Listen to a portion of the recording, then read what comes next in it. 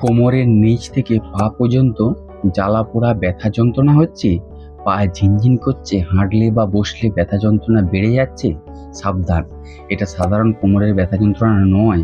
এটা হতে পারে সাইটিকা, একটা স্নায়ু সম্পর্কিত সমস্যা যা অবহেলা করলে আপনার পা অবশ পর্যন্ত হয়ে যেতে পারে। তাহলে এই সাইটিকা হওয়ার আসল কারণ কি এবং এর লক্ষণ কি কি দেখা দিয়ে থাকে, আর এর যথাযথ চিকিৎসাই বা কি, তো তার নিয়ে আজকের এই ভিডিওটা। তো ভিডিওটা একদম মিস করবেন না। আর আপনি যদি চ্যানেলে প্রথম এসে থাকেন বা চ্যানেলটি এখনো সাবস্ক্রাইব করে না থাকেন, তাহলে অবশ্যই চ্যানেলটিকে সাবস্ক্রাইব করে দিবেন এরকম হেলথ এবং মেডিসিন সম্পর্কে সঠিক ইনফরমেশন পাওয়ার জন্য।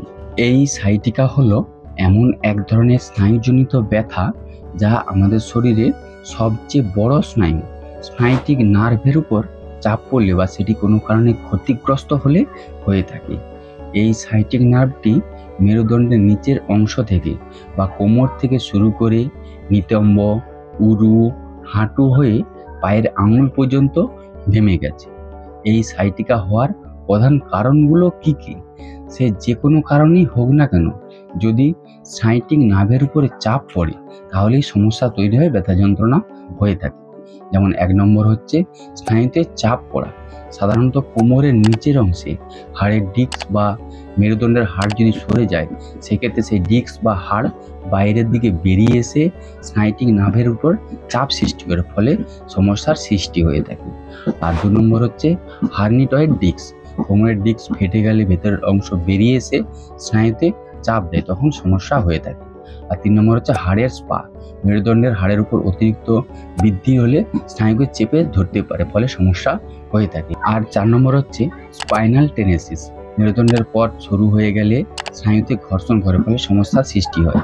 আর 5 নম্বর হচ্ছে পেশির টান, বিশেষ করে নিতম্বের পিরিফর্মিস মাংসপেশি টাইট হয়ে গেলে সমস্যা হয়ে থাকে, বা মাসল কন্ট্রাকশন হলে সাইটিকার সমস্যা হয়ে থাকে। আর 6 নম্বর হচ্ছে চোট বা দুর্ঘটনা। কোমর বা পিঠে আঘাত লাগলেও সাইটিকার ব্যথা দেখা দিতে পারে। এবার এই সাইটিকা যদি হয়ে থাকে তাহলে কি কি লক্ষণ প্রকাশ পায় বা কি কি সমস্যা হয়ে থাকে? কোমর থেকে শুরু করে উরু, হাঁটু হয়ে পায়ের আঙুল পর্যন্ত ব্যথা যন্ত্রণা হয়ে থাকে। যে কোনো এক পায়ে বা 2 পায়ে ব্যথা যন্ত্রণা হতে পারে বা ব্যথা যন্ত্রণার অনুভূতি হয়ে থাকে। পায়ে টান ধরতে পারে, পায়ে ঝিনঝিনানি ভাব বা অসাড়তা ভাব দেখা দিয়ে থাকে।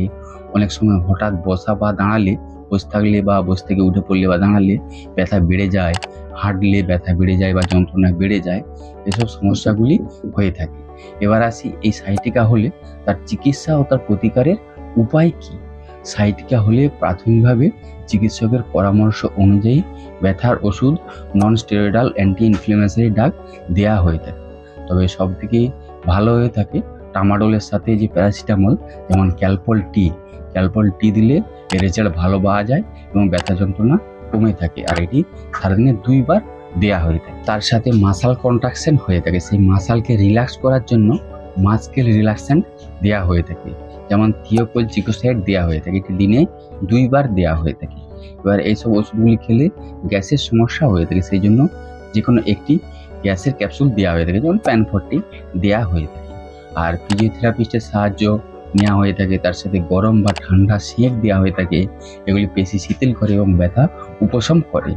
আর বিশ্রাম ও জীবনযাত্রার পরিবর্তন করতে হবে।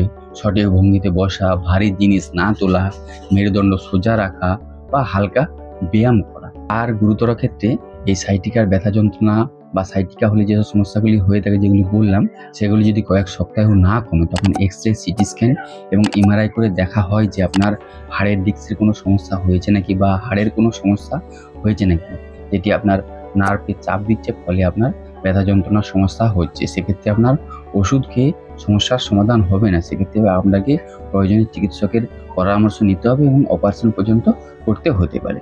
এবার এই সাইটিকা কোনো সাধারণ ব্যথা নয়, এটা শরীরের স্নায়ু সংক্রান্ত সমস্যা, তাই অবহেলা না করে সময় মতো চিকিৎসকের পরামর্শ নিন।